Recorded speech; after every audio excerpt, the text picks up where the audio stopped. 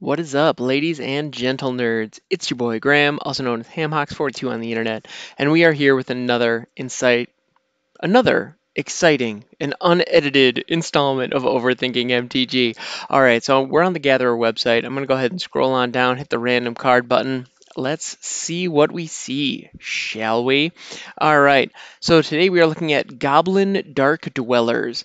So generally speaking, whenever I see goblins, I'm down. This one though, like right off the bat, I'm confused because the very first thing I see, so I see Goblin Dark Dwellers. Dark Dwellers is hyphenated. Good on you, wizards. Very nice. And the very first thing I see, so I haven't gotten far into this at all. It costs 3 generic and 2 red. So this is some kind of goblin that costs 5, and it was a rare from Oath of the Gatewatch. So already I'm confused because I mean, and we haven't gotten into the card. Maybe it functions just fine, and maybe there's no reason for confusion at all, and I should just shut up and read the damn card. But the reason that I find that mana cost so confusing on a goblin is because goblins are generally really, really small, low to the ground, cheap, and fast. And so the idea of a goblin costing 5, that thing better have a huge payout on it for that mana cost. Just, when I think of high cost goblins, I think of ones like Siege Gang Commander. That guy costs 5, except he also brings, I think, 3 other goblins to the party, and he produces a sack outlet that allows you to basically chuck your goblins at your opponent. So he ends up being a finisher, so the whole game you can just noodle, noodle, noodle, noodle, noodle with little goblins, get your opponent down to a decent way, and then you drop goblin, or then you drop the Siege Gang Commander, and then all of a sudden you not only get more goblins that can swing if you need to finish the job, but then when you do swing, all the ones that are blocked, you just sacrifice them and just chuck them right at your opponent's face.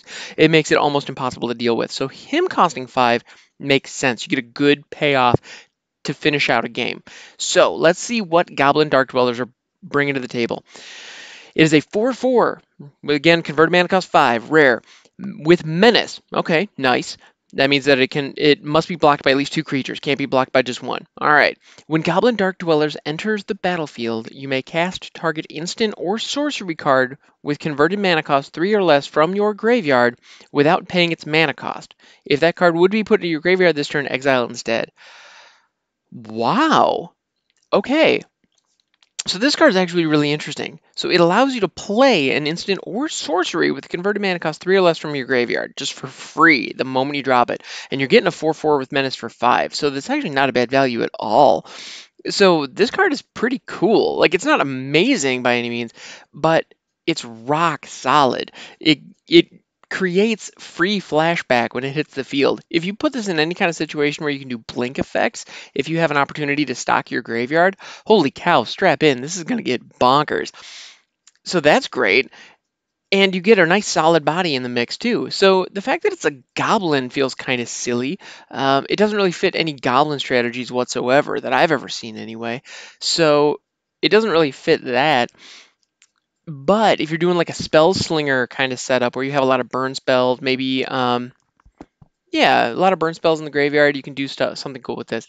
Also, if you have a way to blink it at instant speed, or have something like a Mimic Vat or a Soul Foundry create a token of it at instant speed, that would actually allow you to cast counter spells with this, and that's kind of fun. So in that situation, if you get it on a Mimic Vat, at any point when your opponent's trying to play something, you can pay 3, tap it, tap your Mimic Vat, create a token of Goblin Dark Dwellers. When that token hits the field, you can then take your Sinister Sabotage or Cancel or good old-fashioned counterspell, whatever you got in your graveyard, and just bloop, and just pull it right out and stop whatever your opponent's doing. So that's kind of fun. That's a little outside-the-box way to work with that. Yeah, but what you're going to be looking for here are cards that really leverage that 3 mana cost. The other thing that this reminds me of, that it's got me thinking about, is a card called Sun Forger. And that is an equipment that at any time you can pay, I think it's 1 red and a 1 red and a white. You can unattach it or unequip it from the creature it's equipped to. Search your library for any red or white instant card that costs 3 or less, and just cast it for free.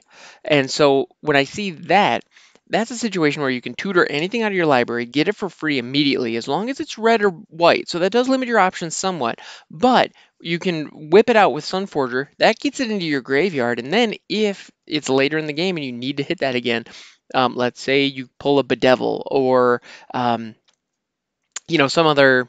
I'm trying to think of a good example, like a Swords to Plowshares or a Path to Exile. One of those just classic removal spells, and you just knock out something your opponent has early in the game with Sunforger. Great, and you can do that a couple of different times, with because Sunforger recurs.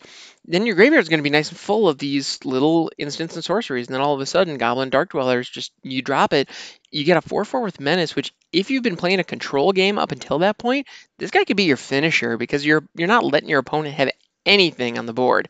So if you're running a lot of burn spells, if you're running counter spells, if you're running, white removal with things like Sunforger, this is just, yeah, that's a lovely way to finish it out. Yeah, interesting. It's a very interesting card. I like this. I don't love it. I'm not gonna go build around it immediately, but at the same time, if I got my hands on one of these, I'd find a place to put it. Because it's got some cool utility. Yeah, in a control deck that's running maybe Is It or Boros, I'd seriously consider putting this in there. Also maybe Mardu, like Bedevil is a great example of one. So if you're running red, white, black, there might be an opportunity to mix that up. I mean, this guy might fit in the mix. In general, with that kind of a strategy, I'd probably only run 2 or 3 of these. And there are better finisher options available to you depending on what format you're looking at. But if you're not looking to be competitive necessarily, but you're looking for something fun, this could be a winner. I also don't doubt that there are some Kess Dissident Mage decks that would love something like this because Kess is all about casting cards out of your graveyard, and so getting some redundancy to help kind of with that strategy, since the other cards in the deck are probably going to be filling the graveyard. Hey, it doesn't hurt. Plus, it's got a big fat body that it can do something with as well. Yeah, so to get that kind of upside, 4/4 for 5 with Menace, like that alone isn't terrible value. Like it's not amazing, but it's not bad. And then on top of that, you get a free cast of something from your graveyard. That's really great. I mean, that's kind of like getting an 8 mana worth of value for 5, effectively, because you're getting that spell out of the graveyard again. Not to mention, that's a card that you don't have to cast out of your hand. So if you don't have anything else recurring out of your graveyard, or if you're using other effects that touch the graveyard, but exiling it instead of putting it back in there isn't going to be that big of a deal. Yeah, that's also a card out of your hand that you're not playing. You're getting to play 2 cards. One of them isn't even coming out of your hand. That's great. And also, flavorfully, I just want to take a look at these goblins because they're, I gotta admit, kind of creepy. So in the artwork, there are 3 goblins depicted, and they're clearly climbing down what looks like the face of a cliff, or perhaps inside of a cave. I actually believe it's inside of a cave for a couple of reasons. The main one, you see the lighting it's clearly dark in there, and it's being lit by a fire from below. But the part that really so these are 3 goblins. They are clinging to the wall face down, crawling downward towards something or someone. And the thing that's really creepy and really eerie about these particular goblins is they do not have eyes. So they look like subterranean creatures that live without light, like, the fish that you see in caves or other kinds of creatures that are never exposed to light, therefore they never developed a sense of sight. That's what these things look like.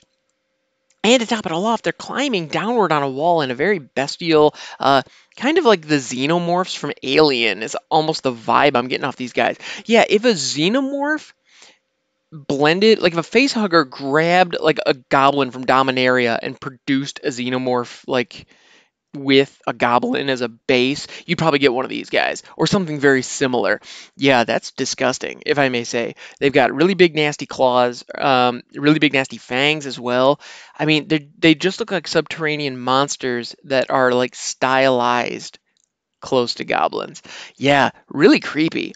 Again, with the creepiness, man, we're getting so many creepy cards. It's either, I feel like on this podcast, cards are either super creepy or they provoke some kind of existential discussion about faith and wellness and whatnot. And actually, speaking of which, I'm pretty excited. I got my hands on a couple of copies of Errant Minion, which I know I talked about in a recent episode, and I'm actually really jazzed. So there may be a giveaway in the future. I might also look at the other idea that I had for them recently was altering them in some way to turn them into my business cards. So if I go to like TwitchCon or something like that, I'd be able to hand those out. Anyway, fun thought, has nothing to do with Goblin Dark Dwellers, except it's interesting, and well, I thought about it. So here we are at Overthinking MTG.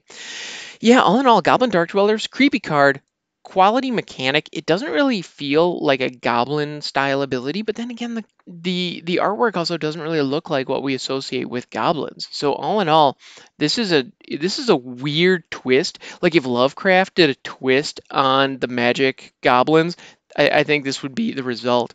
Um, yeah, and I gotta say, it's working. It's very creepy and it's very cool. You know, if I got my hands on a copy of these, yeah, I'd find a place for them. Anyway, guys, this has been fun. It's been Overthinking MTG. I'm Graham, also known as Hamhawks42.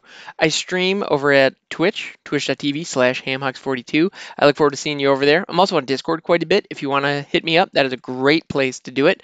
And that link is in the description below or on your device, wherever you're watching or listening to this.